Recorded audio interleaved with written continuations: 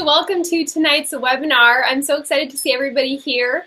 I've been preparing like crazy, and I just have a lot of really good information to share, and it makes me excited because it's easy for me to pull together. So I thought, actually I should tell a little backstory of this. I've actually been helping my chiropractor start a website or a blog. So I've been helping him last few weeks, and I thought, gosh, I kind of know a lot of stuff about this. Maybe I should do a webinar or teach other people about it. So I'm excited to help you guys learn how to start a blog. So it's so fun to see everybody. That's awesome. I'm going to go ahead and just get started because I have a lot of stuff to cover, and we'll just jump right in.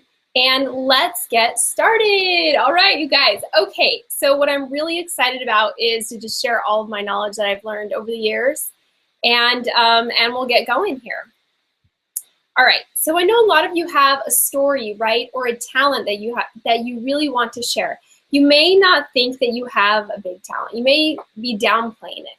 But if you have a lot of information, or even if you are excited about researching something and you're brand new at it, it's time to tell the story. You know, people are interested in other people's lives, and it is possible to run a successful business. So if you've ever wondered if it's actually possible to have a business from home and do what you love, it is possible. I'm always saying this to my kids, I'm always like, it's possible, you can do whatever you want. But it really is true because it's been true in my life. So today you're going to learn how to start a website quickly the right way. You're going to learn how to create a brand that people will follow and never run out of ideas. That's important. You're also going to learn how to grow your traffic. And then finally, what to focus on and what to stop wasting time on. So you don't need to take notes because me, the ultimate organizer, a lot of my friends tease me about this. I have created a little blogger blueprint for you, which will be sent to you after this webinar is over, and it'll have all the links and everything you need to know, because that's how I roll.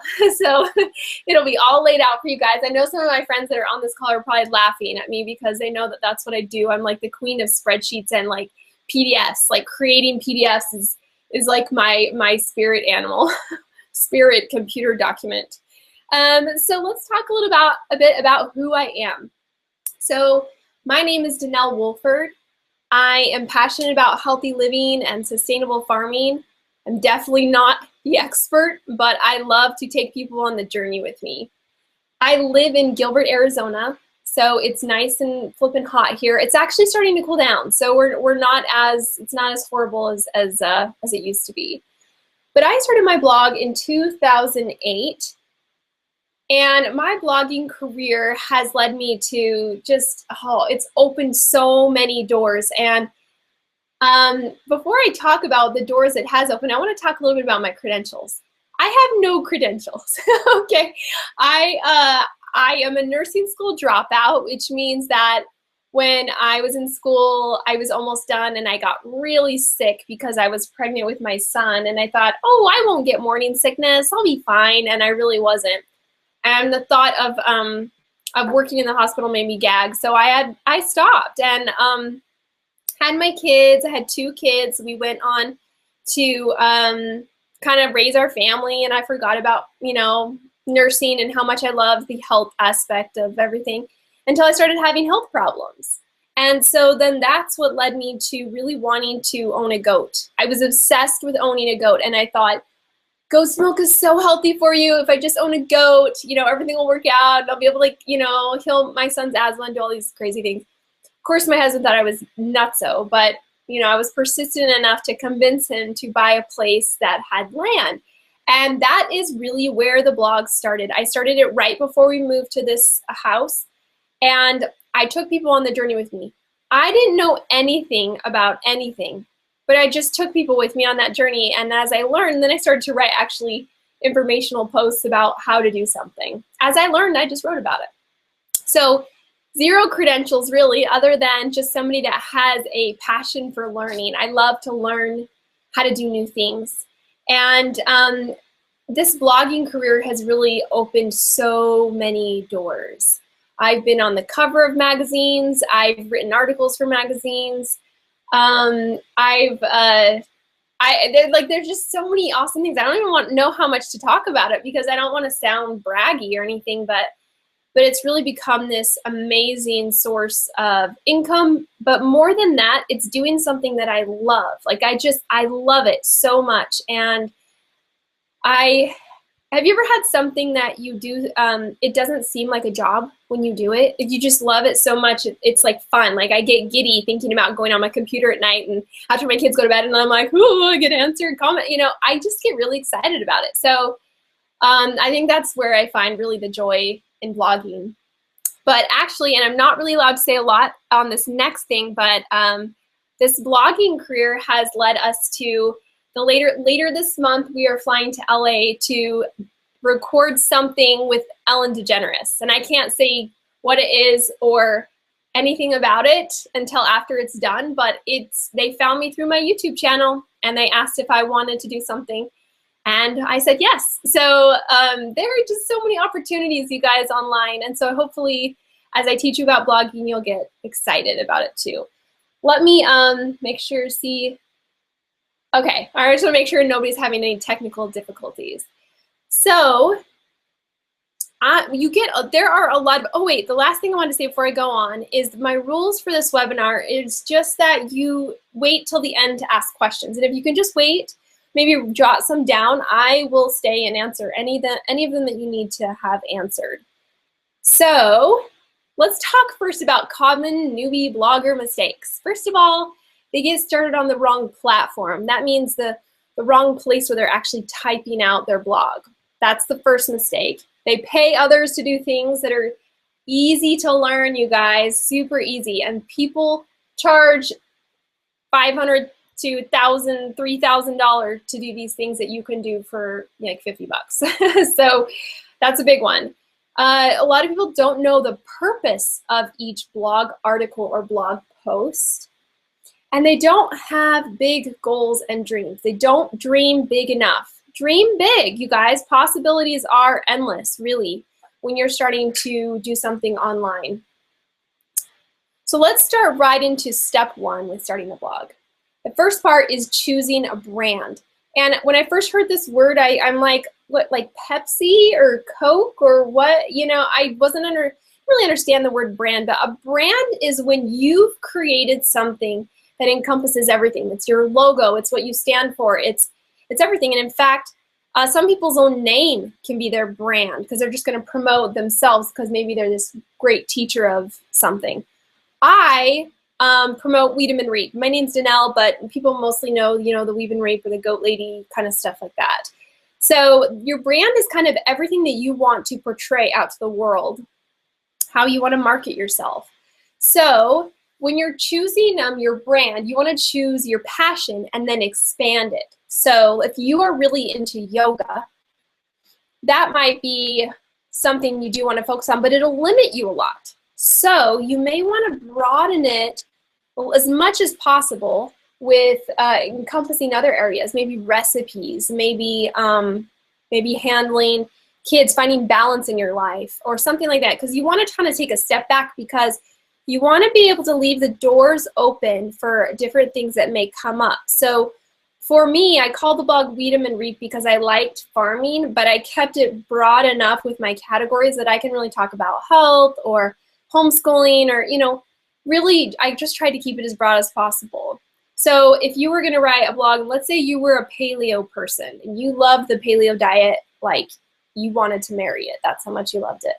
Then you would not want to use the word paleo necessarily in your name because that might drive the paleo traffic, but it's going to definitely limit you a lot in what you're going to be able to blog about. So you want to just broaden that.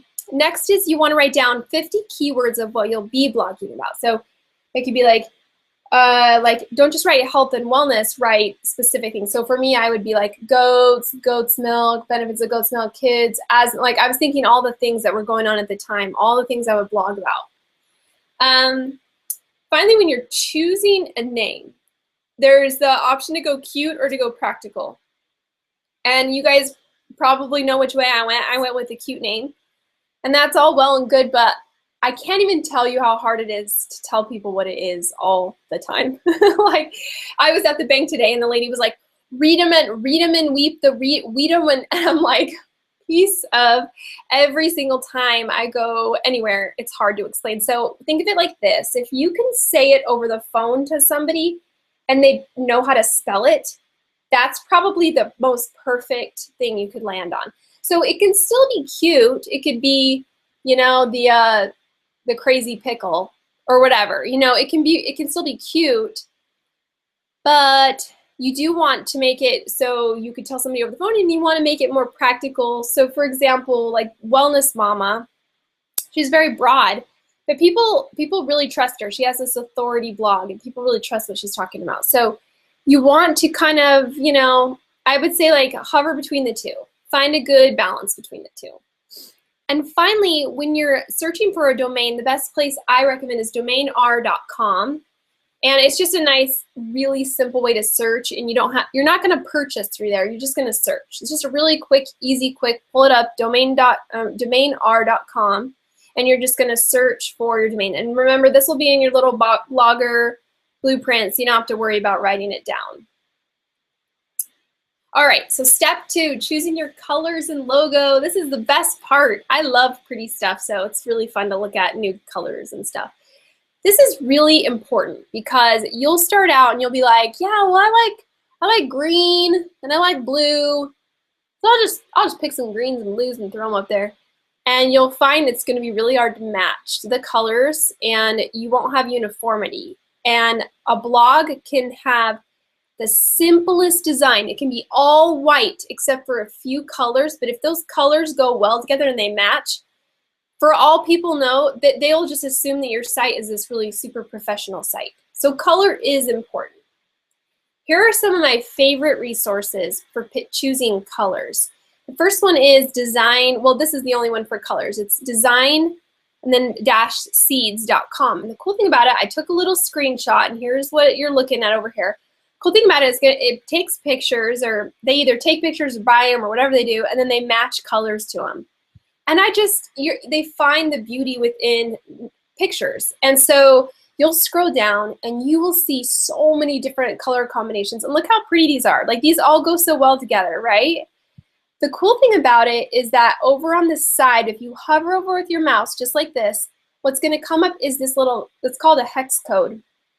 This is the color code. It's also called RGB code, but basically this is the code that you will use again and again and again. So when you find one you like, you're going to stick with it. Just hover over, and you're not going to be able to copy and paste, but just go write down that code, because you want to save those for later, for when you're talking to your logo designer. It's really important because the shades, it's so hard to match certain shades. The next thing is that when you're trying to figure out a logo design, you want to visit this website. It's called depositphotos.com. And then you're going to want to search for logos. Just search for the word logos. And in fact, I could show you right now, but let's see. Yeah, I'll show you right now just because I'm really cool. All right, so let's see if I can spell it. So if you go to depositphotos.com, and let's just say you search for logos. This is also where I'll buy images, FYI, if I need to buy some images for like a farm post or whatever post. Now, these all won't be like awesome logos. Some of these are really lame, but you can see some kind of cool ones and maybe start finding ones that would spark, like look at this one. This one would be like, oh, I love this because it has all the natural, you know, leaves and all that fun stuff. So if you look at it, you may think, oh, this is exactly what I want. I even love the colors. Or you may think, oh, I like that, but I want it in the different colors. You'd click on this. And this is actually the link right here that I've highlighted in blue that you're going to send to your logo designer. Be like, I like this style. Like, do something with this style. And they will totally get what you mean.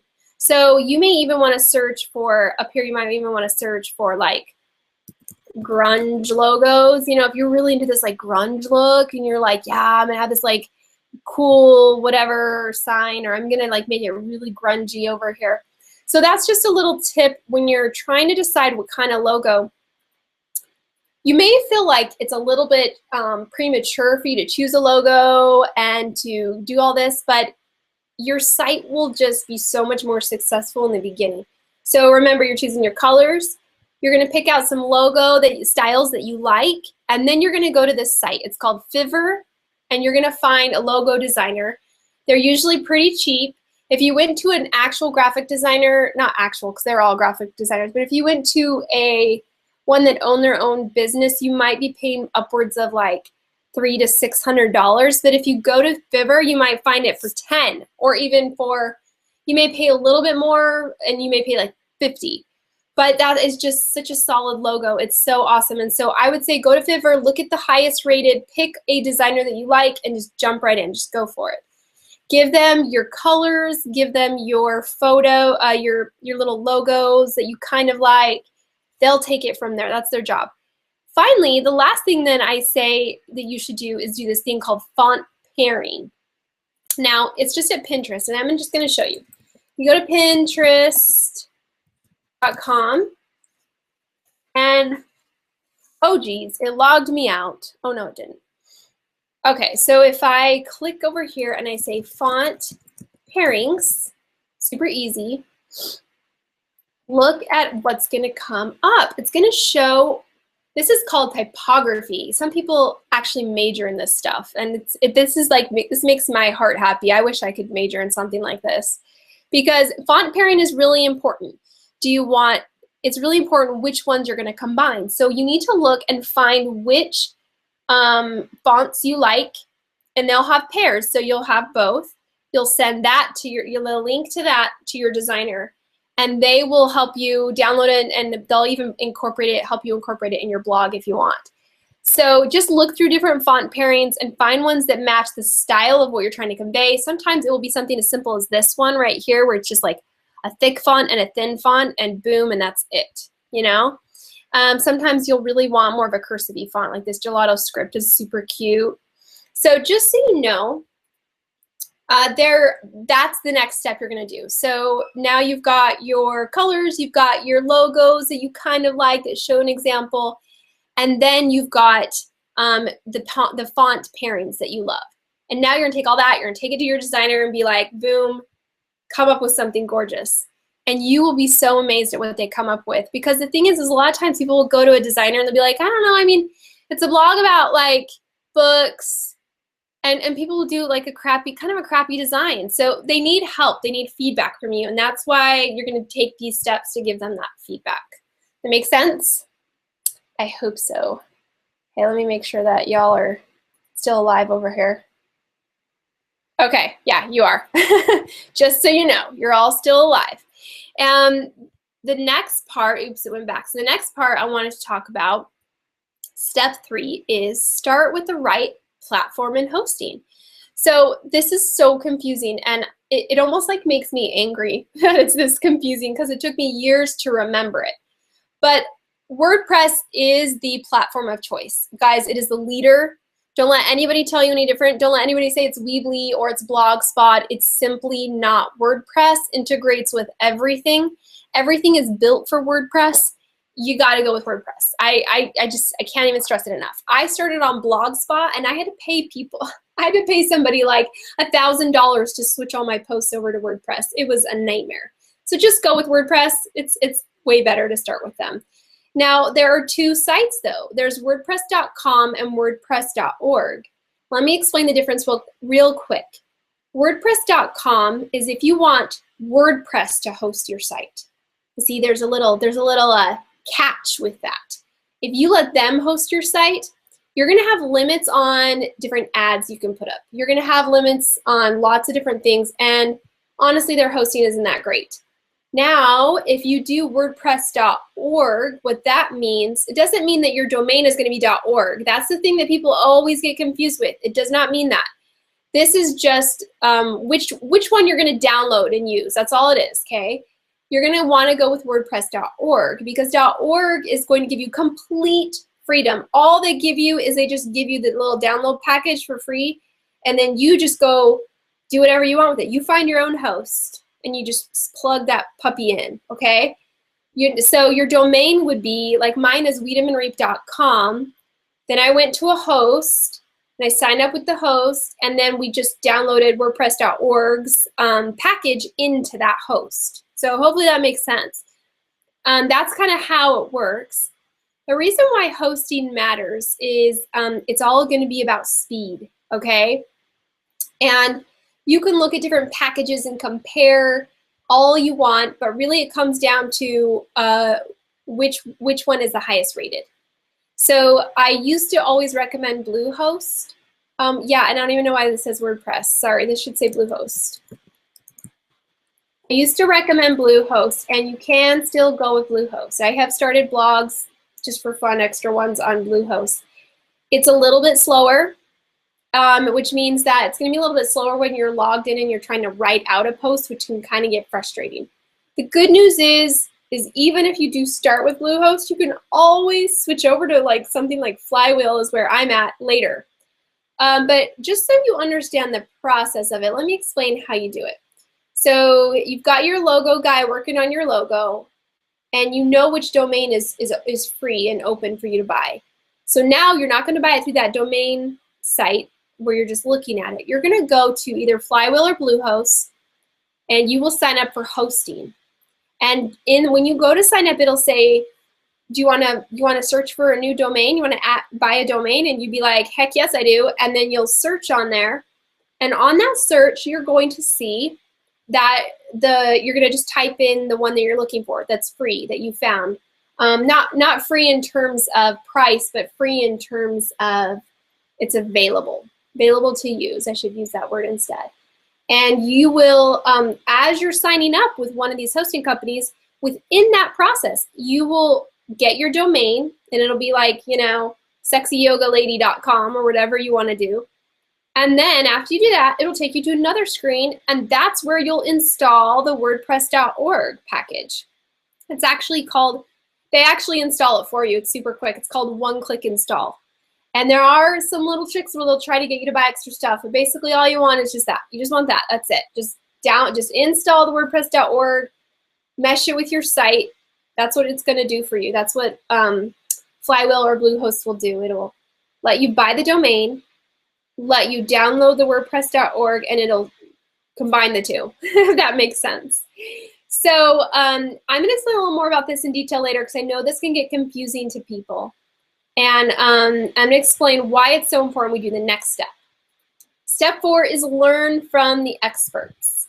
Now, I promote this site like crazy because I love the people that created it. So the people who created this are the owners of the blog called Pinch of Yum. They created a site called Food Blogger Pro. You don't even have to be a food blogger. All you have to do is you sign up, and it'll instantly give you this back office where you'll have all of these videos where you can learn how to set everything up. So let me just show you. I'm going to show you how awesome it is. Because I have an account with them too, even though I know everything now. I just like it. I like having access to their stuff. Now, the downside is that it costs about $30 a month, but you can just pay for 1 month and stop. Oh, my internet's kind of going slow right now. I think I know what I did. I think I might have, yeah, I might have spelled it wrong. Here we go. So if this is their site, now their job is to teach you how to really get your site going. So let's say you went through and you signed up with the host and you downloaded like the WordPress.org, and now you're like, okay, how do I actually blog? This is their job. So they have all of these topics like getting started, building traffic, food photography, photo editing, social media. I mean, they get all the way up to creating an ebook. I mean, they're so good. So if I just clicked on getting started right here, I would have all of these short little videos talking about all of how to set it up. I mean, there are so many little settings you have to have on your site that are to be correct for you to have the most success, and that's what they walk you through. And each of these videos are like 2 minutes. But the reason why I stress this is because even if you pay for 1 month and then quit, you pay for the 1 month of $29 and you quit, you can watch all these videos and get all your settings set up correctly and then quit it and just go from there. But they really explain why you want to set all this, especially this part right here. It's really important. It's called setting up Google Apps.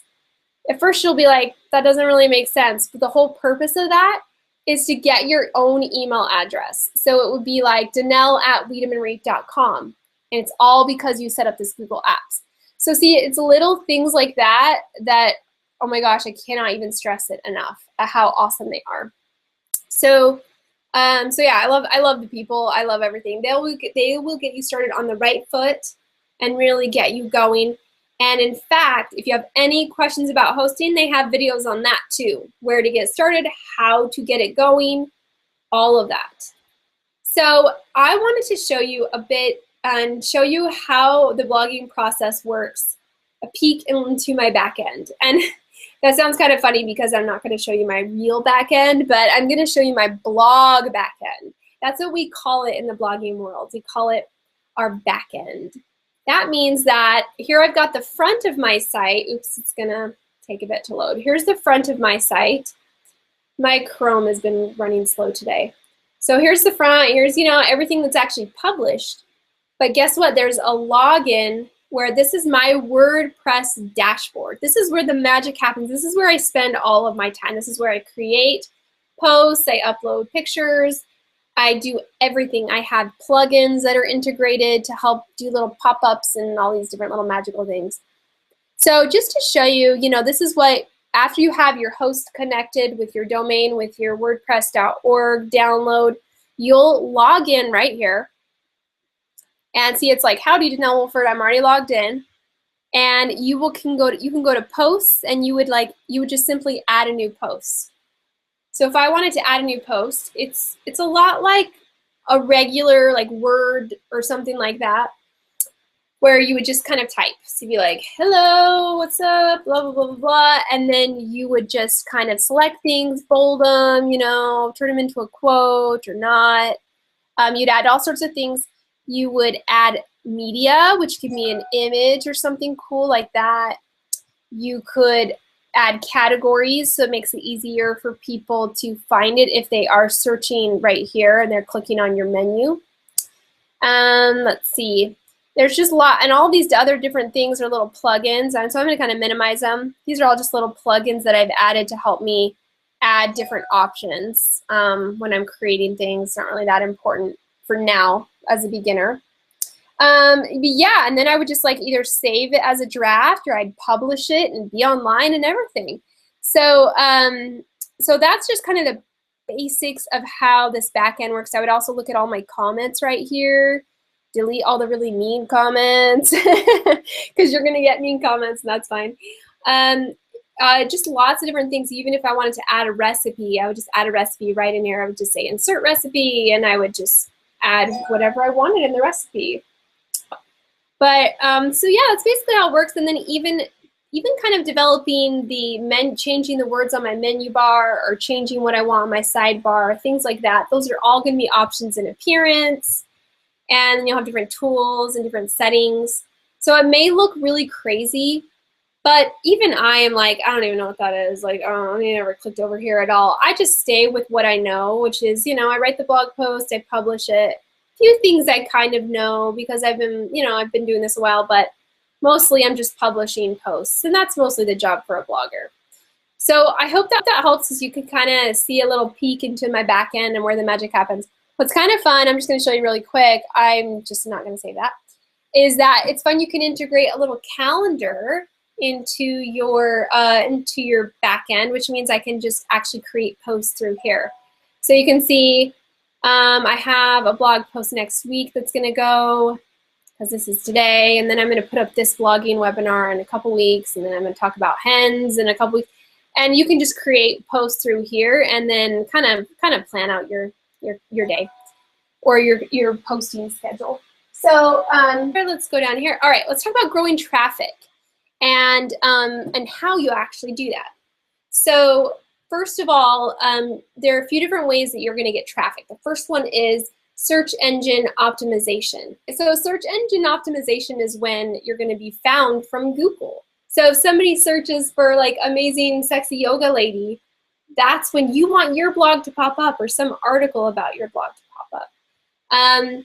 And then the second way would be maybe social media. So that's going to help bring followers in, or bring traffic at least in, from all these different social medias like Instagram and Twitter and YouTube.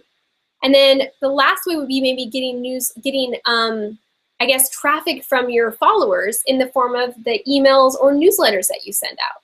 So that's really important too, because you want to be able to get traffic from multiple sources, from loyal followers, from new people, and you want to be kind of everywhere in the online world a little bit. So you're going to kind of, when you're writing a blog post, you want to be thinking, what's my goal here? Am I writing for SEO? If that is true, if you're writing to get Google traffic, then that means that you need to write it with a phrase that somebody would search for in Google, like what do goats eat, or easy yoga, whatever, poses, or whatever that is. You want to do just a simple phrase as your title. But if you're doing more social media stuff, it needs to be more viral worthy, like really exciting for people to want to click on, you know, like I'm writing this post for massage next week for this massage company that I love, and I'm calling it when good touch goes very bad, you know, because I want to get more traffic with the social media people and all of those followers that I have across there. Okay, so let's talk about gaining followers. I wanted to talk a little bit about why you shouldn't rely on social media. Social media is a little biatch. I'm sorry, I have to say it. But it is because you can put a lot of effort into growing social media, which means you're posting a lot and you're trying to encourage people. And then it can really tank depending on the social media. For example, we like to refer to lovingly 2 years ago, the great fall of Facebook. All of us bloggers are like the great fall. We all like have like a moment of silence, because it used to be that Facebook, when we created our Facebook pages and we would post something, we would get a big reach, which means if it was shared, could go really far. And we grew like crazy, and we got tons of traffic from it. And it was like the heavens were raining down on us. And then Facebook changed its rules, and we were all screwed, and all of our traffic just tanked, which means a lot of our exposure tanked, and a lot of our ad money and different things like that. So we learned a good lesson. Social media is good, but don't rely on it, because it's not really a true indication of success. I have like 75,000 people on my Facebook page.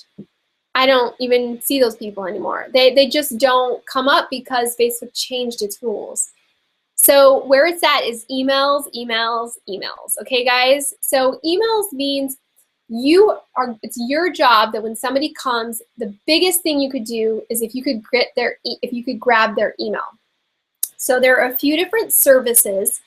MailChimp is one, and ConvertKit is my favorite. It's the one I have been using. MailChimp is good because it's free when you begin, but then they start charging you pretty soon. But it's free when you begin, and it's pretty user-friendly. They're both very user-friendly, but their job is they're the middleman. They're the one that's going to collect the email from your site. Like you'll have a little pop-up or something. It'll collect the email. It'll store it for you. It'll even send them a few emails if you want to automatically send them a few emails. But it'll keep them for you so that when it's time for you to do a newsletter, if you want to do every day or every week, they're going to offer that service to you, where you can just with one click send it to all the people that had signed up for your blog. And that, my friends, I cannot tell you, it's gold to have somebody's email. But the reason why I show this stadium is because I want you, this is how you should be looking at your email list. You need to look at your email list as if all these people in the stadium came to listen to what you had to say. That's pretty scary thought, right? It's a lot of responsibility. That means that you're not going to send them crap. You're going to send them as best stuff as you can. And I have to say, there are a few times when I've tried to really sell a product and I feel like I've gone a little too far, and I get some complaints and I need to pull it back a little bit. But even if I believe in the product, some people are just like, nah, please stop doing that. So I want you to think about your followers as people that are starting to line up and fill in a stadium. start with 100 and you'll reach to thousands and tens of thousands, and then you'll even get to 100,000. And now you have all of these people that are like waiting for your email. And so, yeah, there's a lot of responsibility with it, but there's a lot of power in those emails. It's huge opportunity. And such a big opportunity. I'm actually going to tell you this, and a lot of bloggers will probably be like, no, don't tell people this. But there is such a huge potential when you have people's emails that when you sell something, like just one thing, let's say that there was an ebook that you wanted to sell of a friend's. Maybe it's just a friend's ebook, and they were going to give you half of the commission. You have the power with all these emails to be able to making, I'm not even kidding, within a week, you could make like $10,000. And that's with a huge list. Okay, I haven't made that, but I know people who have because they promoted something heavily within a week, something that was on sale, something that was totally perfect for their readers, was really going to be helpful. And people, it's a lot of potential in your email followers. So I'm just saying that's really where you want to put your focus as early as possible. I waited forever. I just built social media and then it kind of tanked on me. So just a little word of the wise there. Let's talk about making money and actually how you do that. Well, when I first started, I thought that the money was in the sponsors. Like I thought the coolest thing in the world was if somebody sent me free stuff and then maybe like they'd pay me to review it. Well, that's kind of the old model. People don't really do that as much anymore. You still might get some free stuff. Like today I did get some stuff, actually. This is pretty rare. I got some avocado oil, which is kind of awesome. But I was already talking to the person. And the best thing is that you're going to make ads, or you're going to make ad money from, not from individually reaching out to sponsors and putting their ad on your site, but from going through a service like Google AdSense, okay? So Google AdSense or similar ad companies like BlogHer or things like that, their job is to pay you. Their job is to go find the ad people. So they may go look for all the food people. They'll just do whatever's relevant, honestly. They'll just show on your blog everything that's relevant to that person that's viewing your blog post, because there's that thing called cookies that follow you around. You guys ever heard of cookies? Where if you click and you're looking for like a certain book on Amazon and then you go back to Facebook, you'll see the little ad on the sidebar trying to convince you to go back and buy that. And those are called cookies. So ads kind of work like that. So when people complain to me that they see Pillsbury ads or that they see like McDonald's ads, they must have either accidentally or purposefully clicked on something within that realm that has followed them around now. So that's kind of how ads work. But your best bet is going to be going with a company like Google AdSense or just there are a lot of similar ones like BlogHer and stuff like that. The next one is sponsors. So sponsors is when somebody like will send you their product. They'll want you to either review it or write a sponsored post about it, or they may want you to do a giveaway on your blog. So all of those things are quite lengthy and take a lot of time, but they can be really rewarding. And if you get to a certain level, you can really get paid a lot. In the beginning, you may only be able to charge a couple hundred. You may get all the way up into the thousands of being able to charge per blog post, but you really have to work for that, which means you have to be a dang good writer. You have to know SEO practices, so you're sure to write it so Google can find it. You have to write it so it can be viral, as viral as possible on Facebook or Pinterest. There's a lot of elements that go into writing a really good post for your sponsors. So it's kind of down the road. The next thing though is affiliates. Affiliates is when you get paid to promote a product. The best one by far is going to be Amazon, because Amazon has every product and you can link to anything from food to books to fitness to like goat pictures. Like, I mean, I've linked to goat pails and buckets and things, and you're going to get a percentage not just off what they buy, but off of anything they buy at all within Amazon in the next 24 hours since you sent them over. So that's why Amazon can pay really well for us folks, because we send them over and then they're there and they're like, oh yeah, I've got some stuff in my cart. Oh yeah, I've got to, do this and that. And then they'll check out and then you get the percentage or the little bonus from that. So that's kind of cool. The next thing, well, I should also mention that a lot of companies are affiliates. You can be an affiliate for anything. Like I could be an affiliate for Apple if I wanted. If you scroll down, now when you start looking when you go to sites and scroll down to the bottom and you'll see a word, it'll say affiliates, and click on it. You can sign up to be an affiliate for anything and get a percentage of selling anything. So there's a few things that I sign up for, mostly Amazon, a few other things, and then I put them throughout my site, and then it just works for me. People will click on it. An example is there's a cleaning company called Branch Basics, and they're a really great company, and I just fit them into about 3 or 4 blog posts that are about using cleaning products, and I make maybe like $50 a month. But hey, it's $50 a month, right? You know, I mean, like it's still something. It's from a few blog posts. So so you always want to be having your blog work for you, and that's one way, is to sign up with different affiliates. The next one is other people's ebooks and courses. There are going to be bundles. There's always going to be something to promote. For example, this massage post that I'm doing, he has a massage course, and I'm going to promote that and try to encourage people to buy that. Another example is to create your own, and this is where you would make the most income, is if you create your own ebook or course for people to take. If you are doing something that is really helpful for people, something that is a pain point, or something that is something that people really want to overcome, you can totally do that with your own ebook or your own course. And setting up those are pretty easy. If you go through Food Blogger Pro, they'll teach you the little basics of it. And I wanted to talk about YouTube as its own way of making money, because it really is. YouTube is genius and wonderful for us bloggers, because not only does it help increase our ranking on the search engines, so increase our SEO on a different post. If you have a YouTube video, let's say you wrote a post on, I'm going to just keep going back to yoga, but like this specific yoga pose for sciatica. And then you did a little short video, like just 1 or 2 minutes, wrote about it, put the video in your blog post, and it was on your YouTube channel too.